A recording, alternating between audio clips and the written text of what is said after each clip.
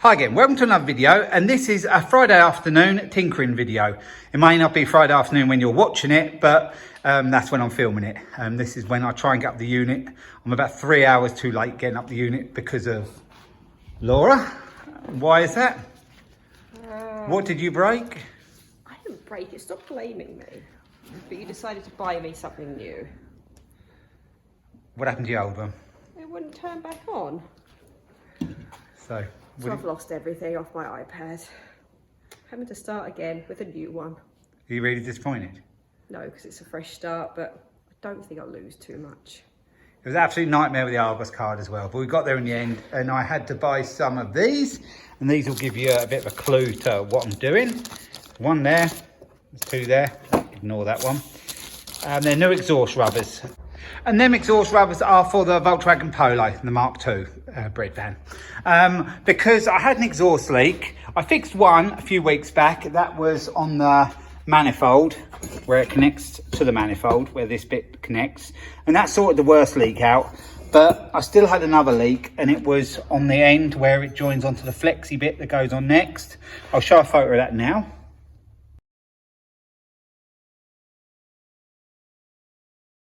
You can see where that rusted through, and now that part has been replaced with a new piece. So that's ready to go back on. I have bought some new clamps as well, but I haven't got that clamp new, but that one is okay. So I'm going to get the exhaust fitted back on the car now. I've got the other part just over here. I am going to replace that clamp there and that clamp there. And there's a flexi bit. The bit I showed you before was obviously the front pipe where it rusted through where the front pipe meets that end. But that part is all good, and this is all good as well. So with new rubber rings on the back and the centre one there, which I've got, no, should be, should be all good. So I've been working on the exhaust. I've put a new clamp on there and a new clamp on there. The old one did come off okay on that one, but I just wanted to replace it. That one, both the bolts rung off. I could have heated them up to get them off, but what was the point when I was replacing it? So that is ready to go back on, and so is this. I'm going to put this front pipe on first, a bit fiddly up there, so I won't show you. I'll just show you afterwards when it's back in place. That bit of pipe in the end is a little bit narrower than the existing pipe, but I think it'll pull in okay, and I will use some exhaust assembly paste for that. I've got it jacked up there, quite high, blocked the back wheel, got a stand under there and the jack, so that's nice and safe. So I'm going to get this front pipe on, connects just under there. I'll use a bit of assembly paste to do that, get that clamp around, and then there's like a bracket that holds it to basically around where the bottom of the engine stroke gearbox is. I'll bolt that on, so that'll hold that front pipe nice and secure in place, and then I'll get Laura to give me a hand to just get this other section, well, the other two sections in place, and then get it hung up on the new rubbers and that middle rubber as well. So I'll be back with you when I've got the front pipe on. So you join me under the car now. I've just put some exhaust assembly paste in there. I've got the front pipe on, and I've put some on there as well. I've put a clamp on there, the new clamp. This is all bolted up, you can't see. I'll get a torch. You can see there, it's all bolted up the top on the manifold, so that's all good. And then there's one bolt there as well that just holds the front pipe up. So what I'm going to do now, I'm going to get Laura to sort of push it forward so we can locate that flexi onto there. Then I'm going to have to hook it up on the mounts, the rubber mounts, and then I can tighten this front bracket up. The other brackets are tight, so everything should be okay back there. I haven't interfered with anything on the end part of the exhaust, but here it's got to be reclamped up. And like I said, that's a little bit smaller, that pipe, so I'm going to have to clamp it up quite tight. So now the exhaust is back on the Polo. I'll show you underneath in a minute and show you the exhaust. Not that exciting, but I'll show you, yeah, it fitted. And I did have issues along the way, and the job was quite awkward. I'll show you the issues I had. It was with two of the new parts. That snapped, and so did that one snap as well. Which is really annoying, because I've really chased around trying to get these. I got them from a motor shop in town today.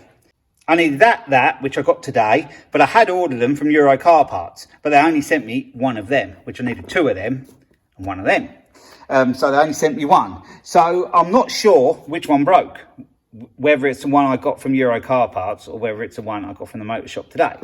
But anyway, at the moment, there is actually one of these and one of these waiting for me at my most local Euro Car Parts. It was annoying because I sent my daughter through the other day. I made my order. They said they couldn't be sent because it wasn't in the warehouse, but it was available to click and collect locally.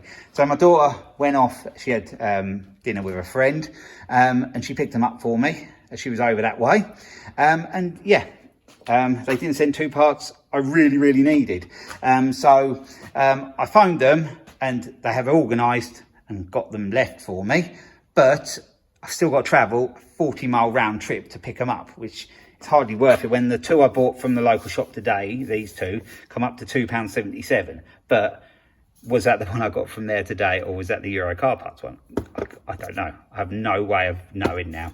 But anyway, I should probably go through and get the ones from Euro Car Parts. I'm just going to hope that is it Clarius, was the better one of these, the one that's currently on the car. At the moment, it's got the old one on, which is stretched and split, but it is actually working. That should stretch quite a long way. Being rubber, it should. It's just made really cheap, in my opinion.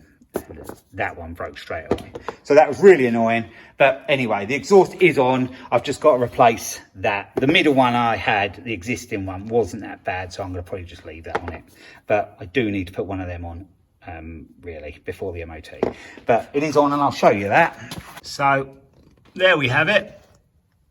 If we just look up there, you can see where the bit that's been repaired is, and that clamp did clamp down nice and tight, so I think that will be all good. So yeah, that's all done. It's all tight up on the manifold, it's all tight on them other new clamps what I put on. It's just that one ring right at the back I need to replace.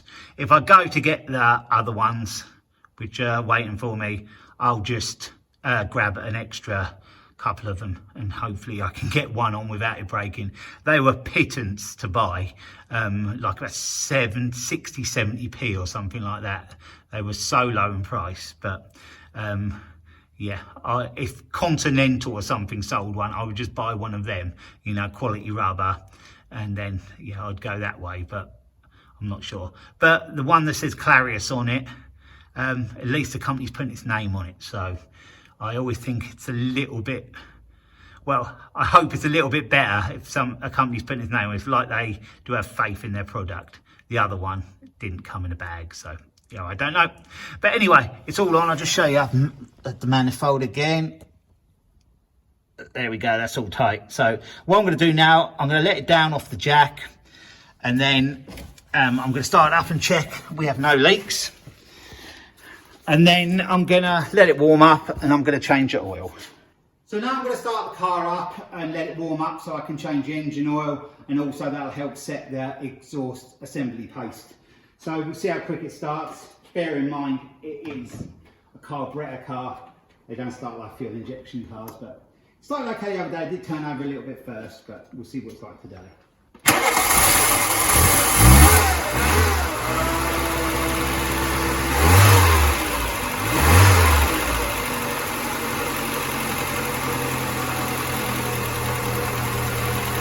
It's much quieter now. It does sound a lot better being quieter.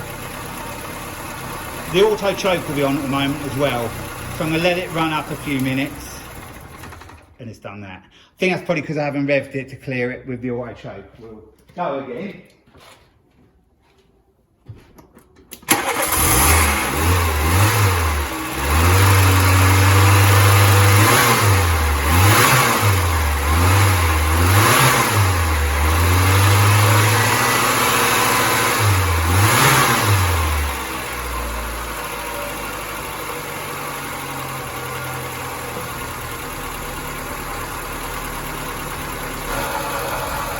So now we have the car running. I've made a few adjustments and it is running okay. I'm quite happy with it, but I do think the air filter is causing some problems with it because it's quite dirty and it's running much better. What I've done, I've left the air filter in it but I've tore it in half, so it's letting a little bit more air in, and it seems to be running better like that. I've got a new one at home. I've got to bring it up here, but I'm going to bring it up here tomorrow and try it in the car. But it's not running too bad. I know the carburetors on these cars are very temperamental. You have to get them sort of set just right. And I have been fighting with this for quite a while now. I'm sort of there. It's a lot better, but I'm still not 100% happy. I'm hoping the air filter will help that. And also, there should be a flexi pipe that fits from there to there. I don't know how much it will help, but it should be there. So I'm thinking that should help quite a lot as well. So I'm going to get one of them ordered. And there's not really too much else I can do. I could do a carb rebuild, and I am going to go the manual choke way on this. I've got the manual chokes in this box here. There is a manual choke, so I'm going to fit one of them, but all I need to do is get the appropriate cable to be able to fit that. So it's definitely something I'm going to do, and I may well do a carb kit as well in the carburetor. So it's been running for 10 minutes now, and it's not running too bad at all. So what I'm going to do is stop it. I'm going to get the oil out of it, change the oil, so that's another job done, and then basically it's ready for its MOT then. So I'll show you what the oil looks like when it comes out. Here's the oil that come out of the car. It's very black. Definitely needed an oil change. And that's what it's going to have. So I'll get the new oil in it now. So now the oil's been drained and I've got the old oil filter off after a bit of a fight. I had to use a screwdriver through it and turn it with that. I haven't got any tools up here to get one of these off if they're stuck, so it worked anyway. It's off. Been messy down there, and I've dropped a bit of oil on the floor, which really annoys me, but yep, these things happen. So what I'm going to do now is put this on. I did put a smearing of new oil around the rubber ring, so that just goes down in there. I'll just get the torch and show you. It goes down in there. You can just see the end, the shiny bit on the end there where my finger is. And it screws on there. It's at the front of the engine, so it's quite easy to get to. So I'm going to get this fitted first. I'll get that done now, and then I'll put the oil bung back in, and then we'll pour the oil in it, and then the oil change will be done. So now I've tightened the drain bung, and I've tightened the oil filter, so all we have left to do is pour the oil in. This did seem to have quite a lot in it. It might not take quite all of what I've got here, but it'll take most of it. And my homemade funnel, which does do the job.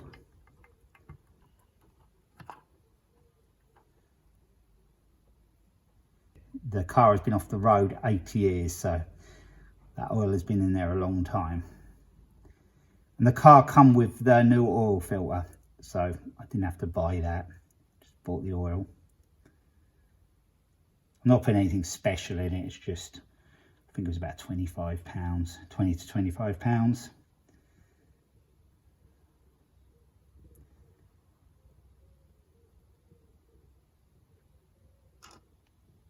Put quite a bit in now. I'm just going to let that go down and see where the dipstick reads. So the oil change is done now, and we have it right on the dipstick. We'll just actually wipe it then.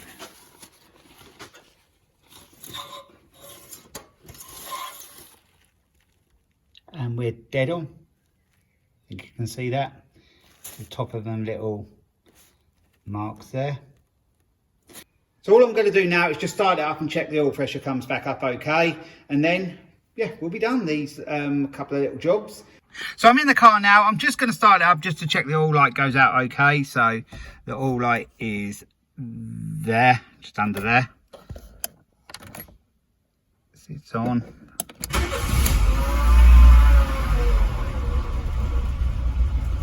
It's up now. Oil pressure's up okay.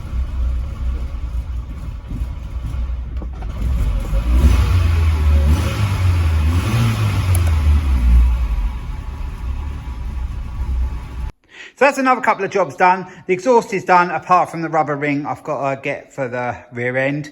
And also the oil change has been done. So yeah, I can tick them both off the list. The running of it, I have had another little play with it. Still not 100% happy, but I'd be silly to do anything else on it at the moment until I put the new air filter in. And then I'll go from there. But I don't like it how out the exhaust, it sort of putters a little bit.